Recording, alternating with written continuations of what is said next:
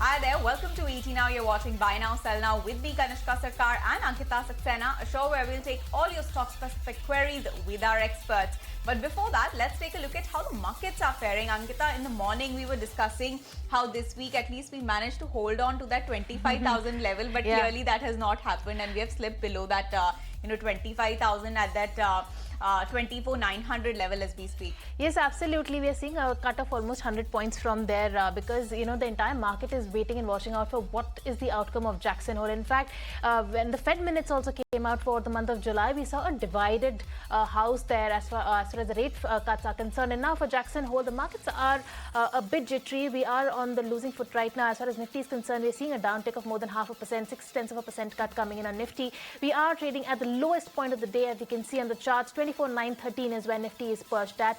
Nifty Bank following suit is trading at the lowest point of the day with the cuts of 458 points, 0.8% cut coming in on Nifty Bank as well. The broader markets, however, had turned absolutely flat at this juncture. It remains flat. In fact, mid-cap is in the red, very, very flat trading with cuts of 0.02%, and small caps are also trading with cuts of 0.09%, even though there has been a recovery coming in on as far as small caps are concerned, and mid-cap also a mild recovery, as you can see on the charts. As far as the sectors are concerned, then it's the media and the pharma pack that is really lending some support to the market. But barring that, all the sectoral indices are trading in the red, especially Nifty FMCG, Nifty Metals and Nifty Banks. These are on the losing side in that pecking order. But there are individual stock movers, of course, in the market, and advanced decline ratio today is tilted in the favor of declines.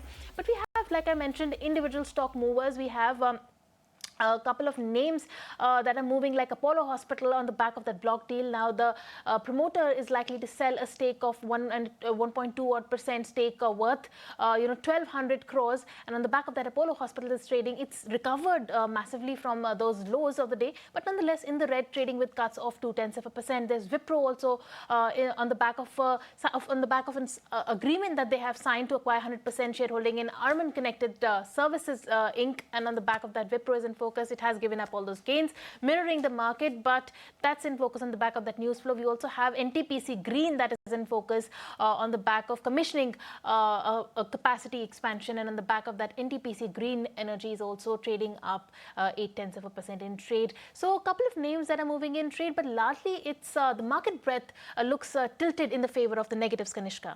Absolutely. The market breadth is in the favor of the negatives as we speak. But to discuss this further and to get all our queries answered that viewers have sent us, we are now joined by Lancelot Dicuna, who's the Chief Investment Officer at ValueX Wealth Connect. Hi, Mr. Dicuna. Thank you so much for joining us this morning.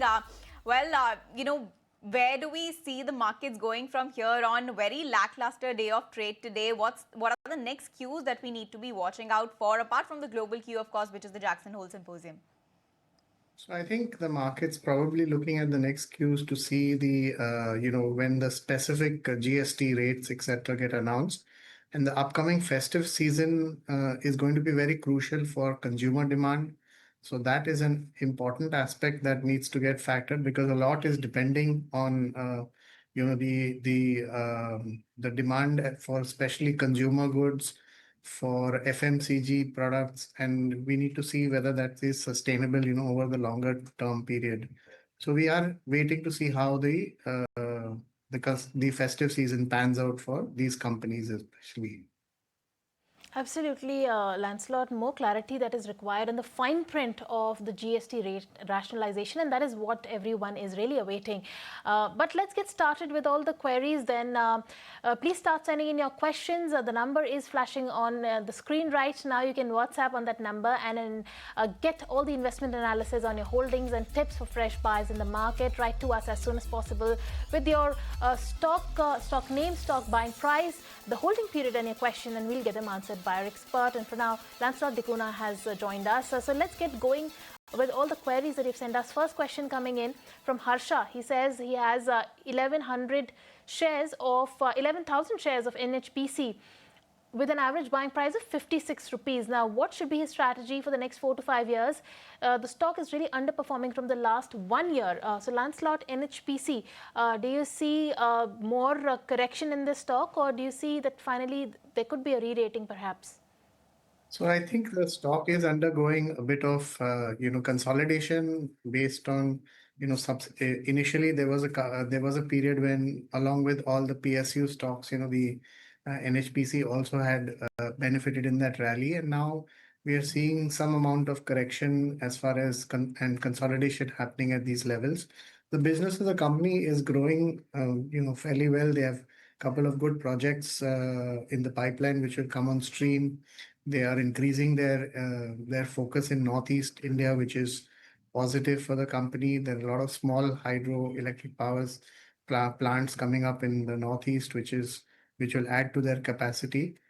And valuations, I think, presently trades at about 26 times, a little bit on the higher side, but all in all, it is still from a long-term perspective. One can look at making investments in NHPC as well.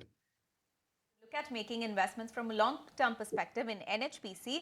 But Mr. Daguna, coming to, you were just talking about the festive season, and we have the next query coming from Arjun, who's writing from Kolkata, and he wants your view on Emami. For a period of about 1 year, do you think it's the right time to put their money in Emami? And also, if you could give us a broad perspective on what are you making of the entire FMCG pack, especially given the festive demand that we are anticipating? So I think the FMCG pack has been a bit subdued as far as the results are concerned, because most of them saw single-digit demand growth. Some of them were flat, and barring maybe Britannia, the rest of them really did not have a great quarter that went by. But the outlook for most of these companies is positive because we have had a reasonably good monsoon. Interest rates have come off, and you are seeing inflation coming down. So even the input cost inflation that these FMCG companies were exposed to has now tapered off, and that should augur well for improvement in their margins going forward. So I think going forward, this next 2 quarters will be very important to see whether this trend is sustaining, and whether there will be a turnaround as far as the margins and sales revenue growth of FMCG companies are concerned. Specifically on Emami, I think this has been doing reasonably well, but the stock is still relatively expensive. It trades about 33 times to its earnings, and it is a player more in a niche segment. So they should see a lot less competitive intensity in that segment, and so business should look better going forward. But valuation is still a little bit expensive. So if one needs to look at holding it for the long term, one can continue to hold it, and maybe if it does go up 10-15%, one can look at booking some profits. All right, so that's the call coming in on Emami, and let's move on then. Leaders of Tomorrow, that is starting with season 13, premiered this month with the theme Agility, Ambition, Accent, as it's inspiring India's entrepreneurs to navigate uncertainty with speed, resilience and vision. The season opened with exclusive interview with V. Vaidyanathan, MD and CEO of IDFC First Bank, followed by iconic voices such as Sanjeev Sanyal, B. Thigarajan, Shobhana Kamini, amongst others. Marking the launch, the first Springboard event takes place in Mumbai today at 6 p.m. onwards on the theme Mumbai Purpose, Progress and Prosperity. The evening will open with a keynote by Sri Mangal Bharat Lodha, Minister of Skills, Employment, Entrepreneurship and Innovation, Government of Maharashtra. Leaders of Tomorrow Mumbai Springboard promises to highlight bold ideas, leadership and change makers driving growth in India's financial hub. Let's take a look. In the heart of India's financial capital, social shifts and tech disruption are rewriting the rules for MSMEs. From the future of finance to bold strides in innovation, the city of prosperity is reimagining progress through purpose. Join bold thinkers, visionary leaders and emerging change makers at the first Springboard of Season 13 in Mumbai. IDFC First Bank presents ET Now Leaders of Tomorrow Mumbai Springboard, powered by Tata Tele Business Services, exclusively on ET Now.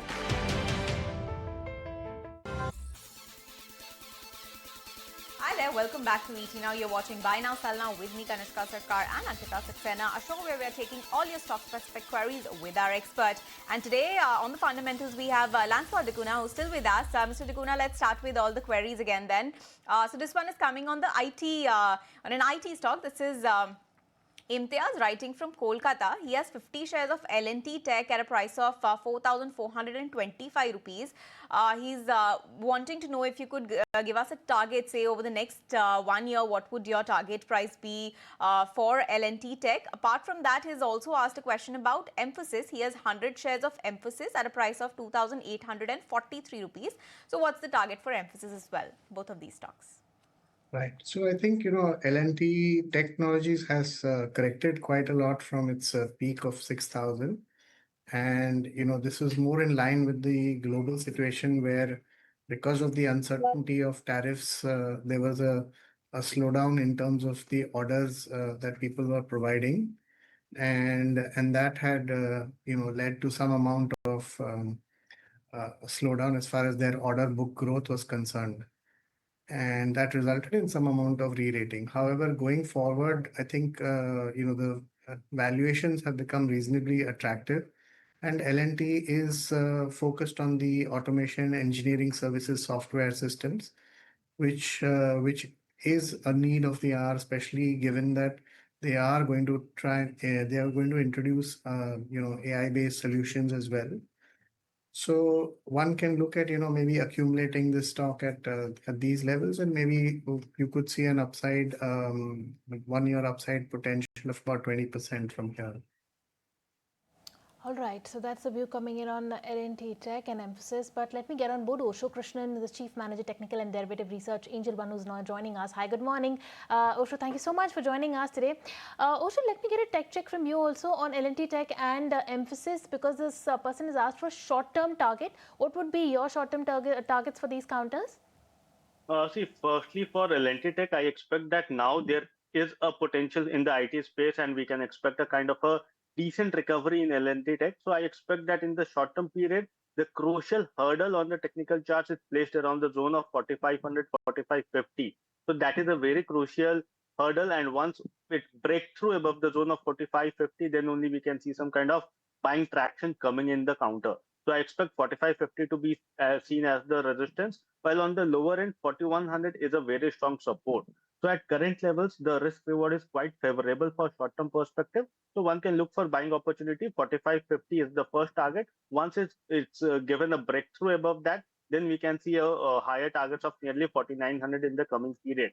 Now coming to Emphasis, on the other side, this counter is looking very positive on the technical chart structure. It is forming a kind of an inverted head and shoulder pattern on the daily time frame chart, and any breakthrough above the zone of 2,900 will give a very strong boost in the coming period. So overall, I expect that this counter can see some kind of outperformance, although at current levels, the risk reward is not very much favorable. So either wait for a breakout, decisive breakout to happen above 2,900, sustainability above 2,900, or try to accumulate it around the depths of 2,700 from short to medium term time. Technical chart check on L&T Tech and Emphasis as well. But before we get going with other queries, up next we have an exclusive roundup of the week's key developments from Maharashtra in our Maharashtra 360.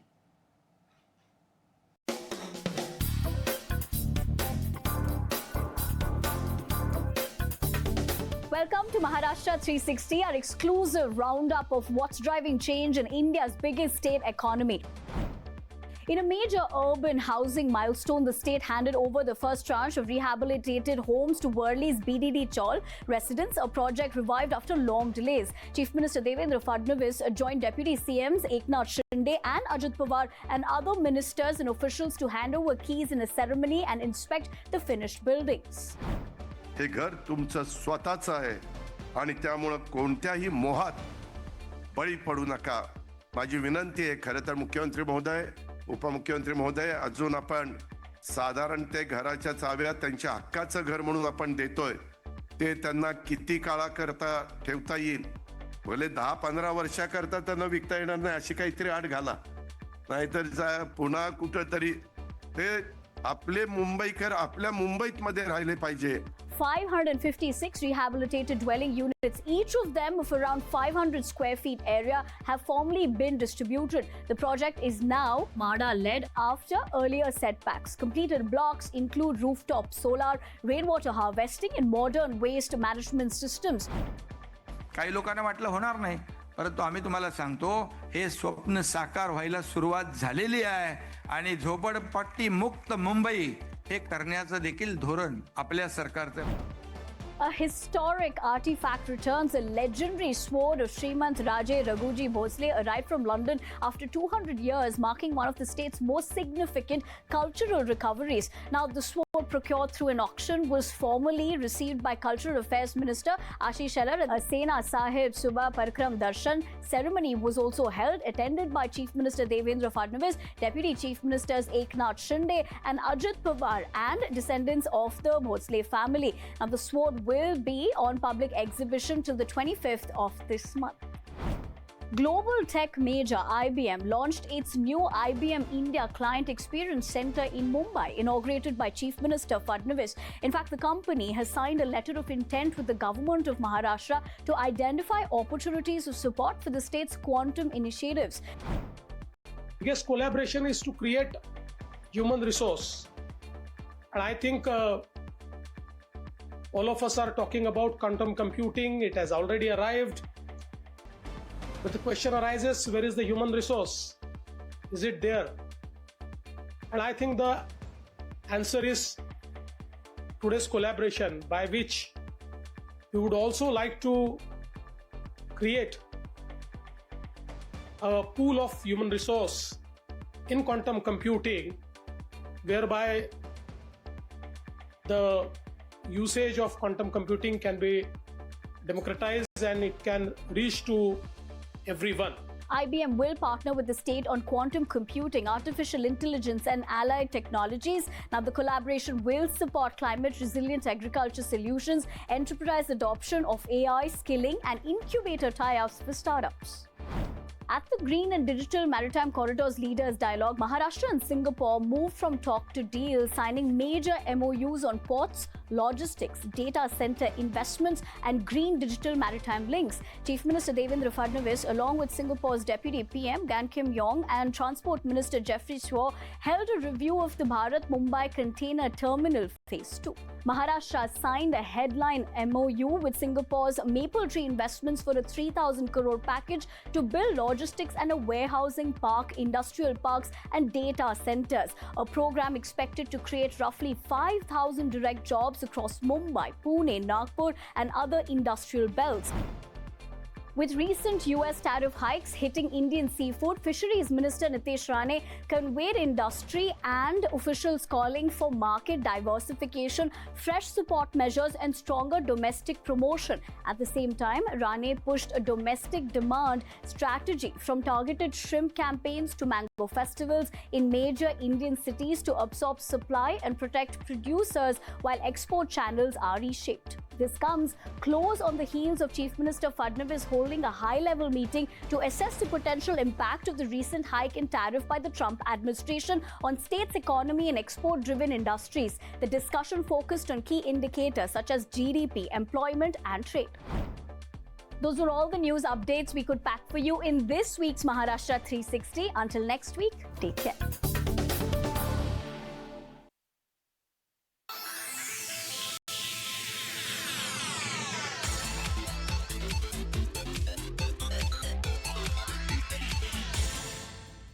Welcome back. You tune into Buy Now Sell Now, where we are getting all your stock-specific questions answered by our experts. The number is still flashing on top of your screens. Write into us with your stock queries and we'll get them answered. Let's resume with all the questions then. This one's coming from Balaji, who's writing in from Chennai. He says he has Union Bank 100 shares bought at a buying price of 110 rupees per share. Should he book profit or add more? Can he hold it from a period of 6 months to 1 year? Lancelot, let me come to you for a Union Bank. Now with the GST rationalization and the hopes of consumption picking up, would you still see value in the banking names, especially that augurs well for loan growth? And what do you see on Union Bank and therefore?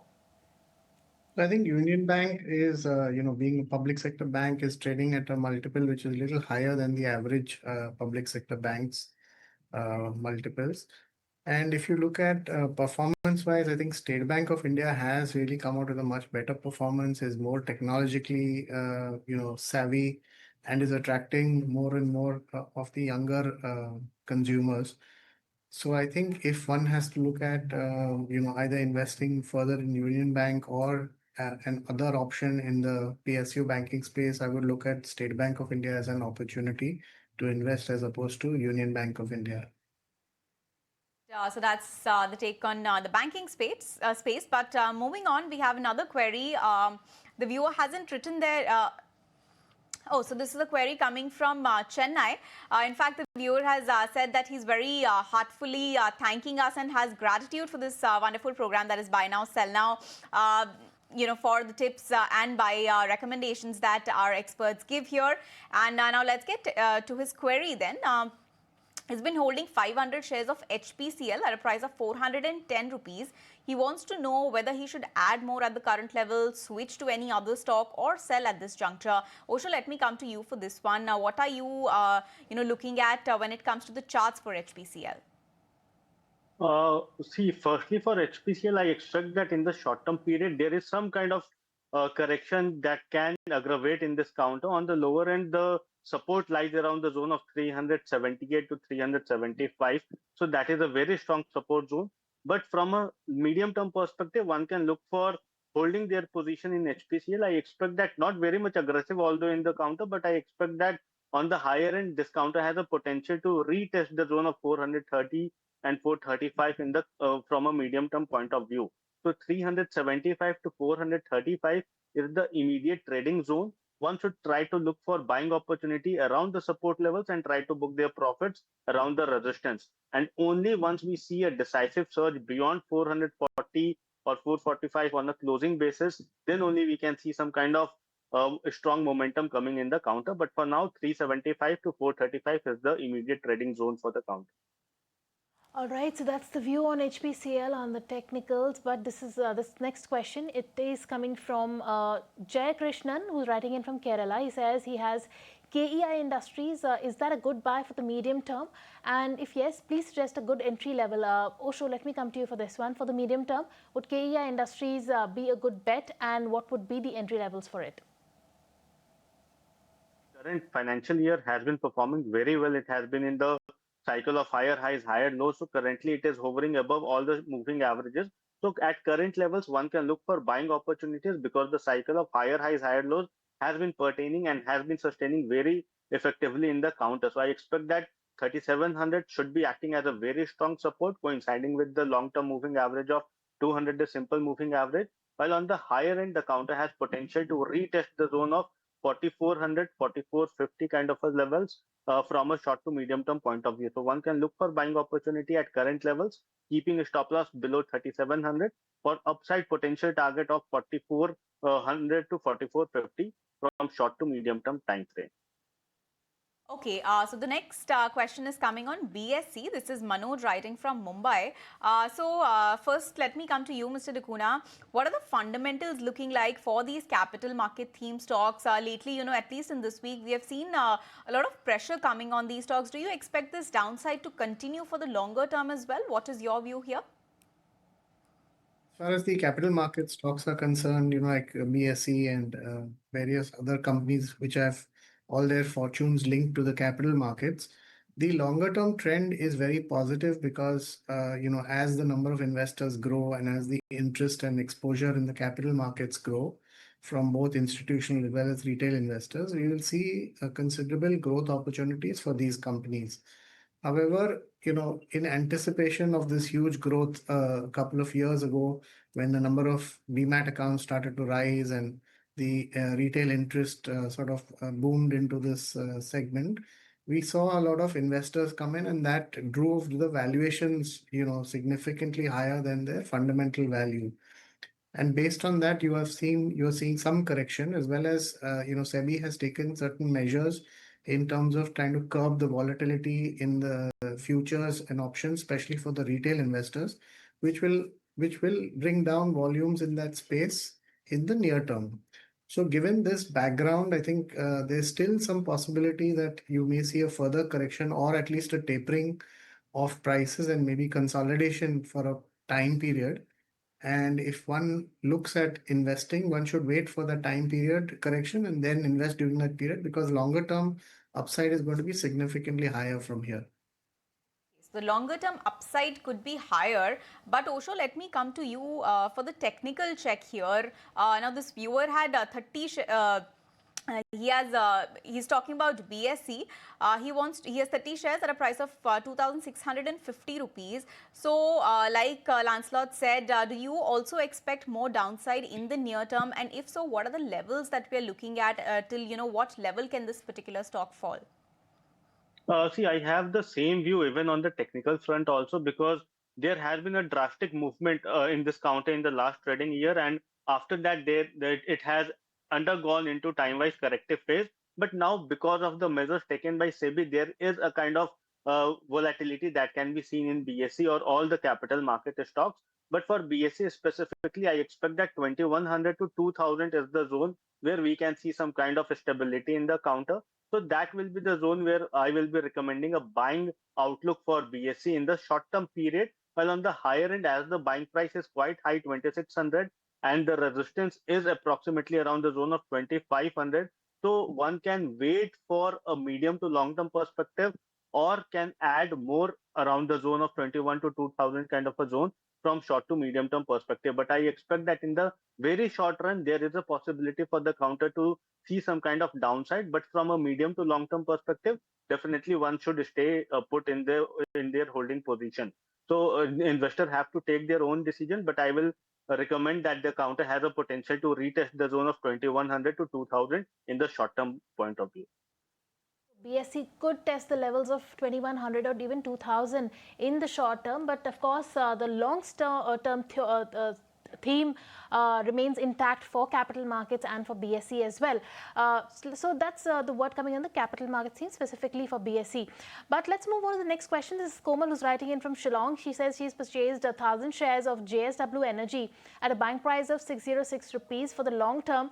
Can she add more at current market price? Osho, at current levels, JSW Energy, can she enter, or should she wait for correction to come in, more correction to enter the counter? Kind of respite in the counter, but overall still it is hovering below the long-term moving average. So I will wait for the counter to breach the zone of 200, the simple moving average, which is around the zone of 550, to gain some kind of positive momentum. In the short-term perspective, I expect that there might be a possibility for the counter to retest the zone of 500 to 490 on the short-term period. That can be seen as a buying opportunity, but from a short-term perspective, 490 will be an apt zone to accumulate, and 540, 530 will be the zone where one can look for booking their profit. But as the buying pricing is around 600 odd level, so I expect that one can hold the counter from a longer term perspective. Dip should be argued well, and I expect that any dip towards the zone of 500 can be seen as a buying opportunity from a longer term perspective. On the higher end, any breakthrough above the zone of 550 can only trigger positive momentum in the short to medium term point of view. JSW Energy, a long-term bet, is the word coming from Osho. But moving on, Lancelot, let me come to you. We have another query on the power space. This is Deepa writing from Bangalore. Her query is on NTPC. She's been holding NTPC shares. She's been adding for the past 1.5 years, in the range of 440 rupees to 570 odd rupees. She wants to know at the current juncture, should she hold or continue to, hold or sell at this current juncture? If she can hold, if you suggest holding, she can hold up to a period of 2 years. So I think, NTPC, like I said, along with the other PSU companies had enjoyed a very good run as far as the share price was concerned, but valuations were very high. Currently, the stock trades at about 13 times its earnings. So it's a little bit above its 5-year, average price earnings ratios. And maybe if there's a minor correction, then one can look at adding into the stock. But in terms of, since she has bought it at a very high price, I think at this point in time, it may be a good opportunity to look at switching out and moving to others, because NTPC may take a while before the earnings again catch up to justify increases in the valuations again. All right. So the valuation seems stretched as far as NTPC is concerned for now. So let's move on to the next question then. This one's also coming on Union Bank, but we've already spoken about Union Bank. So let's move on to the next one. This is Shalini, who's writing in from Kerala. She says she's bought 75 shares of LIC Housing Finance at a buying price of 632 rupees, and she's sitting at a great loss. What should she do? Should she hold it for a shorter term, or sell or buy some other stock to cover the loss in the short term? Osho, let me come to you for this. In the short term, do you see some recovery coming in on LIC Housing Finance, or do you suggest that she should perhaps cut her losses and park the money somewhere else? And if you could suggest another counter. Firstly, in the current financial year, we have seen some kind of recovery in LIC housing finance. So I expect that this might continue in the upcoming or in the second half of the year. But overall, there can be a gradual up movement. I am not very much strongly bullish in the counter because the zone of nearly 640, 650 is a very strong resistance level. While on the lower end, I expect that the downfall should mitigate around the levels of 545 to 550. So from here onwards, the downside is very much limited, and on the higher end, 640 can be seen as the next potential target in the short-term period. But again, crossing that levels is still questionable because overall we have seen very strong resistance around the zone of 640, 650 kind of a zone. So that will be a approach that from at current levels one can look for even accumulating the counters, not at current levels, approximately around the zone of 545, and on the higher end 640, 50 will be the immediate target from short to medium term point of view. All right, so those are the levels to track when it comes to LIC Housing Finance. But on that note, we'll take a very short break. Be right back with more of your queries to be answered on the other side.